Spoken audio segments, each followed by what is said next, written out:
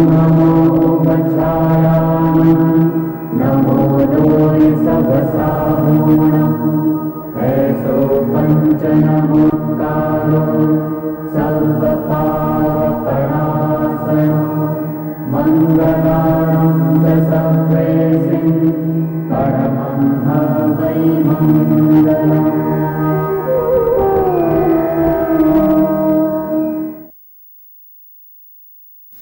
संतप्त मानस शांत हों, जिनके गुणों के गान में वे वर्धमान महान जिन विचरे हमारे ध्यान में।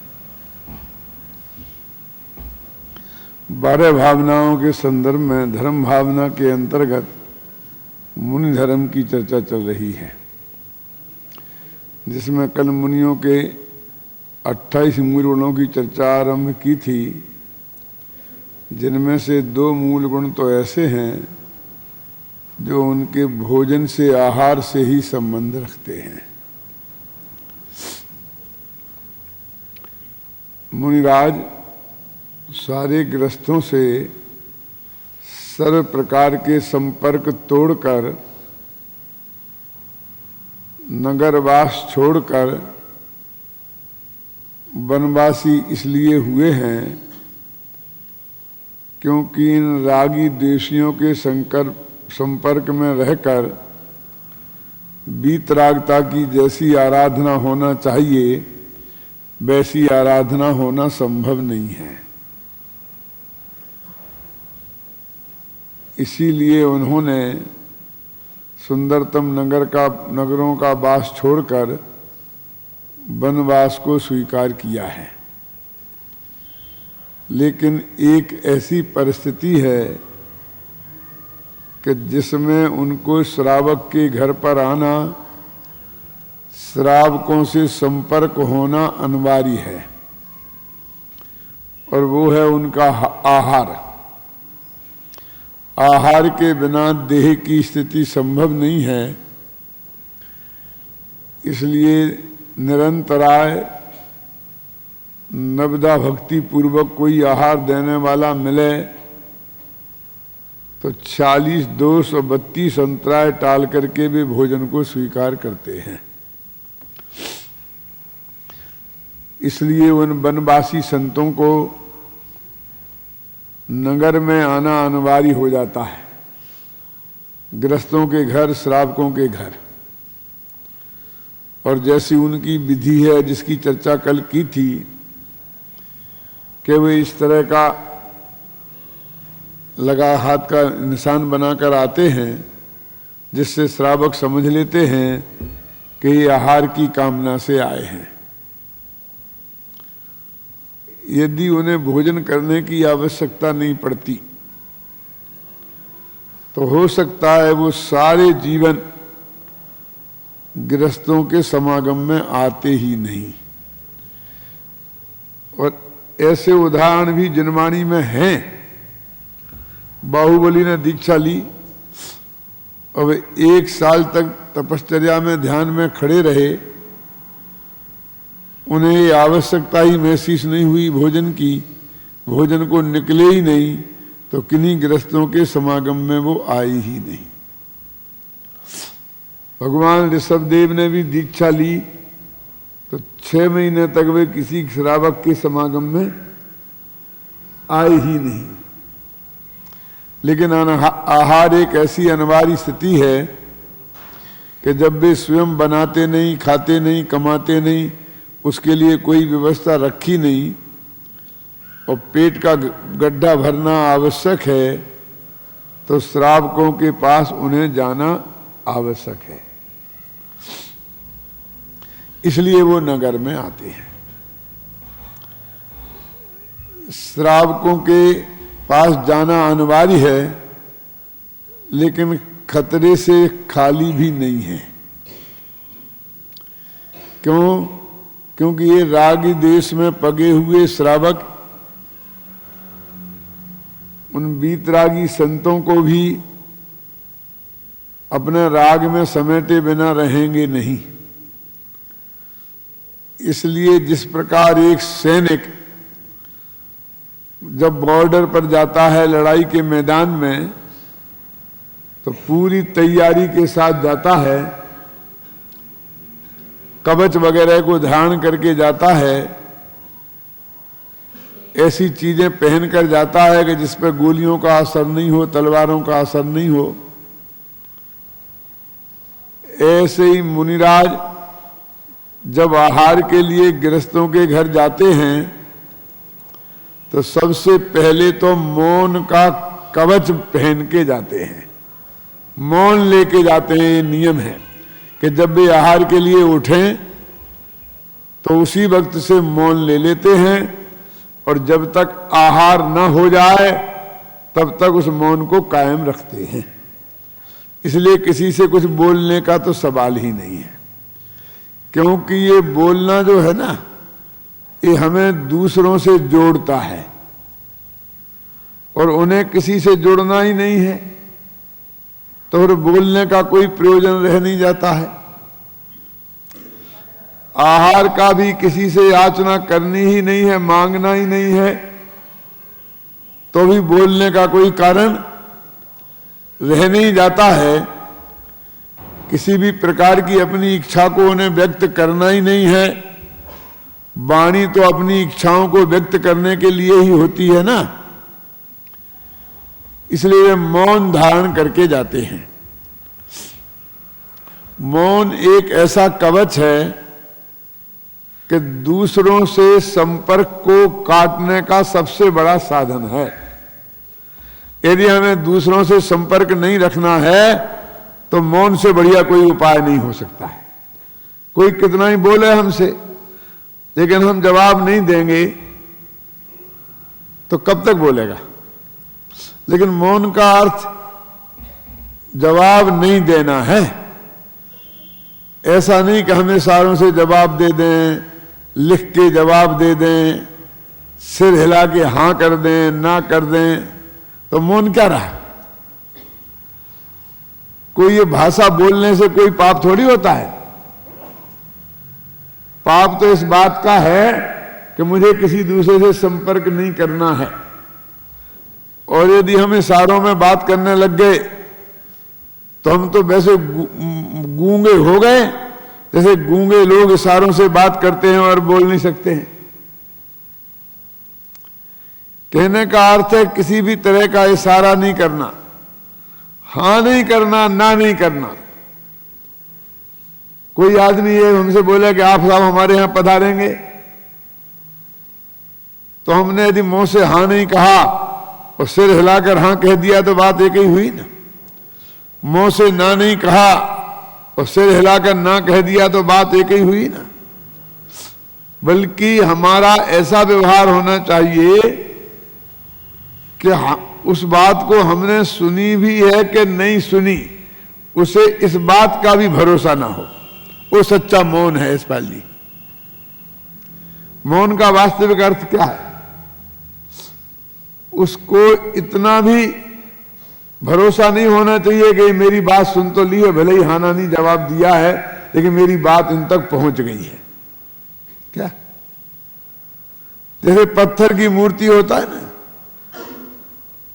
ऐसे ही उसको ये शंका बनी ही रहना चाहिए कि ये अपनी धुन में मगन थे, तो इनने मेरी बात सुनी भी है कि नहीं भी सुनी है। ऐसी जगत से अनसुनी का नाम है मौन। और अपनी तरफ से किसी भी रूप में किसी भी भाव को व्यक्त करना, ये भी मौन का भंग है कि ये मेरे को तुम्हारी परिणति अच्छी लगी या नहीं लगी। यदि मेरी वाणी से नहीं और काया से भी किसी तरह से व्यक्त हो गई बात, तो एक तरीके से वो मौन भंग हो गया। इस तरह से मौन का कवच पहनकर वो गृहस्थों के बीच में आते हैं। 90% तो सुरक्षित हो गए। फिर भी जो नवदा भक्ति से उन्हें पड़गान करते हैं, तो उसमें भी वो कई अटपटी प्रतिज्ञाएं लेके आते हैं, जिन्हें शास्त्रों में वृत्त परिसंख्यान कहते हैं। जैसे भगवान महावीर जब आहार को निकले थे तो उन्होंने ऐसी अटपटी प्रतिज्ञा ली थी कि जो बेड़ियों में बंधी हुई हो, ऐसी कोई महिला हो जिसके बाल बने हुए हों, बिल्कुल घोंट दिए गए हों, और बहुत सी अटपटी बातें, तो मैं आहार लूंगा, नहीं तो नहीं लूंगा। और ये बात सिर्फ उनके अलावा कोई नहीं जानता है।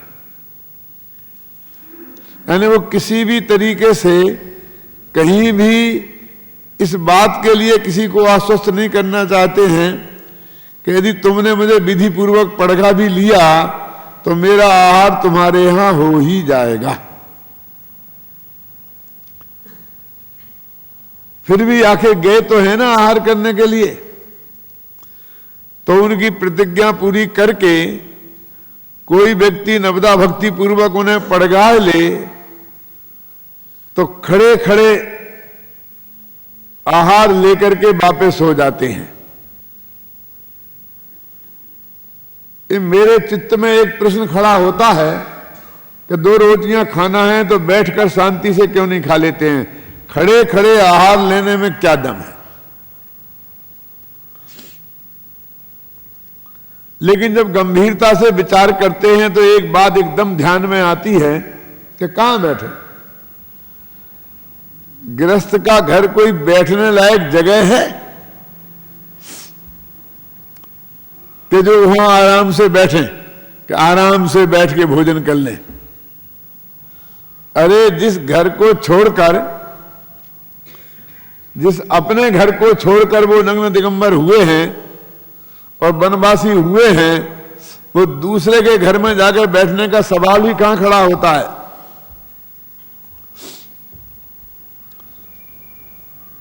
एक व्यक्ति और पत्नी से जब नोक झोंक होती थी तो एक बार उसके मुख से निकल गया कि तू मुझे बहुत परेशान करती है, अब तो मैं साधु बन के दीक्षा लेके चला जाऊंगा। जब पत्नी ने ये बात सुनी तो उस पर जादू जैसा असर हुआ कि कहीं ये छोड़ के चले गए और इन्होंने दीक्षा ले ली तो मेरी हालत क्या हो जाएगी। तो बेचारी एकदम उसकी आज्ञा मानने को तैयार हो गई, अपनी जिद छोड़ दी।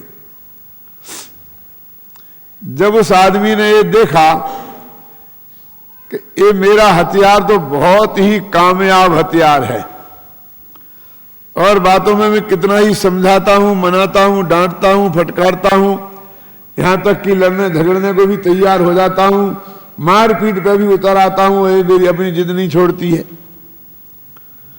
लेकिन इस एक वाक्य से ही इसने अपनी जिद छोड़ दी। तो अपनी बात मनवाने के लिए मेरे पास इससे बढ़िया कोई दूसरा उपाय नहीं है, इसलिए उसने हर बात में उस हथियार का उपयोग करना शुरू कर दिया।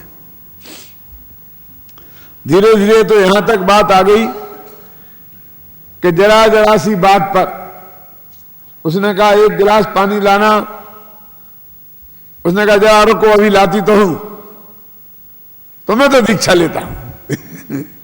बेचारी दौड़ के जाके पानी ले आए।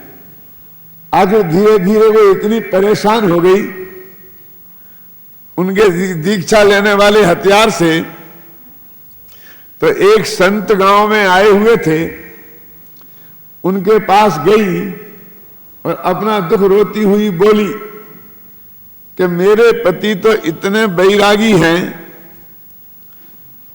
कि मैं ही जानती हूं कि मैंने कैसे बांध के मुश्किल से उन्हें रखा है। यदि मैं उन्हें बांध के न रखती अपने राग से, सर प्रकार की अनुकूलता से, तो न मालूम अब के कब तक दीक्षा ले गए होते। संत तो पहुंचे हुए थे, वो इस बात को बहुत गहराई से समझते थे, जानते थे कि ऐसा कहीं होता है कि जिसको अंदर में वैराग्य आ जाए तो वो किसी दुनिया के रोकने से रुकता नहीं है।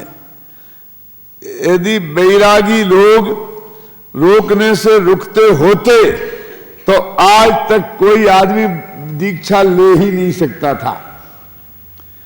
क्योंकि ऐसी कौन मां बहन और पत्नी है जो पति को राजी खुशी है स्वीकृति दे दे कि हां जा तुम दीक्षा ले लो। ऐसी माताएं बहनें तो आपको इस दुनिया में बहुत मिलेंगी, जो युद्ध के मैदान में जाते हुए पति को तिलक करके एक कहें कि तुम्हारी छाती में 25 गोलियां लगी होंगी तो कोई चिंता की बात नहीं है, लेकिन पीठ में एक गोली नहीं लगना चाहिए। तुम्हारे मर जाने के बाद में गौरव से मर तो सकूंगी, सती तो हो सकूंगी, लेकिन पीठ में गोली लगी यानी तुम युद्ध के मैदान में से भागे मरने के भय से, तो फिर तो मैं किसी को मुंह दिखाने लायक नहीं रहूंगी। कहने का आशय, मरने के लिए युद्ध में मैदान में भेजने वाली माताएं और पत्नियां तो बहुत मिल जाएंगी। राजस्थान का तो एक ऐसा उदाहरण है चूनावत का कि उसकी आज ही शादी होके आई थी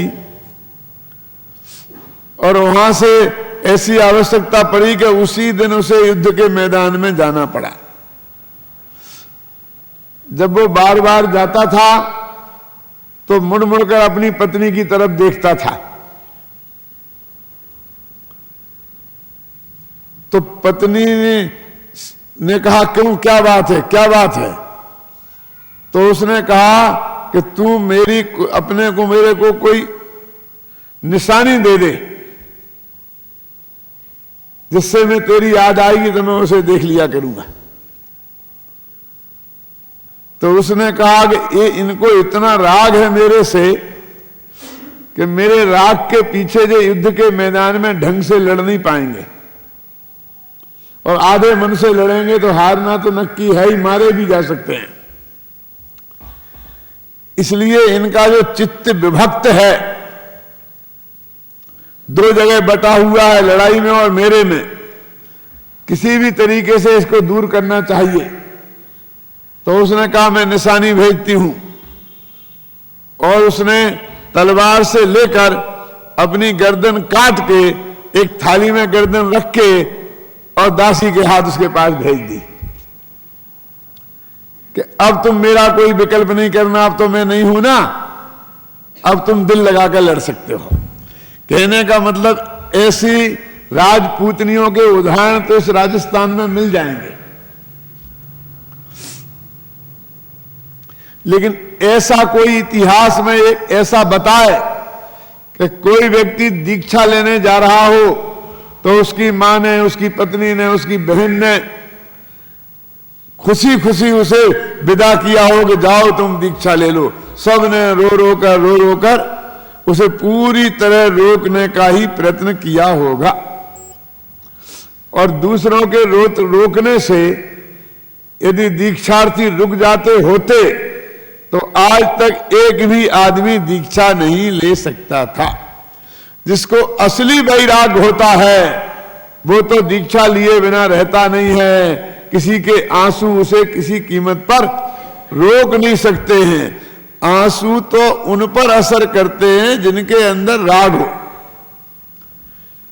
जिनका राग अंदर से टूट गया है उन पर इन आंसुओं का कोई असर होता नहीं है।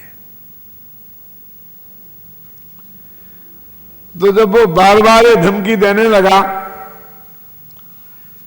कि तूने मेरी ये बात नहीं मानी तो मैं दीक्षा ले लूंगी, तो परेशान उस महिला ने महाराज से पूछा कि महाराज मेरे पति इतने बैरागी हैं कि मैं नहीं जानती हूं मैंने कैसे रोक रखा है, अन्यथा वे कभी के दीक्षा ले लिए होते। तो महाराज तो समझते थे सब बात कि इसमें कोई दम नहीं है। तो उन्होंने कहा मैं एक मंत्र तुझे देता हूं, और जब भी तेरे पति को बैराग आए और वो तेरे से दीक्षा लेने की बात करें तो ये मंत्र तू उन्हें सुना देना, तो उनका बैराग काफूर हो जाएगा। अब वो मंत्र क्या था? कुछ नहीं, ये था एक दोहा उन्होंने उसे सिखाया कि घर छोड़े यदि हरि मिले, अबहू छोड़ो कंत, घर छोड़े घर घर फिरो, तो कबहू न छोड़ो कंत। कि हे पति देव, यदि तुम्हें घर छोड़ने से भगवान मिलते हैं, आत्मा का दर्शन होके, आत्मा का ध्यान होके तुम स्वयं पर्याय में भगवान बनते हो, तो देर मत करो, अभी ले लो, अभी जाओ। इतना बढ़िया काम का मौका फिर दोबारा कभी जिंदगी में मिले या ना मिले। और यदि तुम एक घर छोड़कर और घर घर के चक्कर काटने लग जाओ, दूसरों के घरों में चक्कर काटने लग जाओ, तो मेरी एक सलाह मान लेना कि अपने घर को कभी नहीं छोड़ना। वो बेचारी है ना, बिना पढ़ी लिखी महिला इसका अर्थ तो समझती नहीं थी।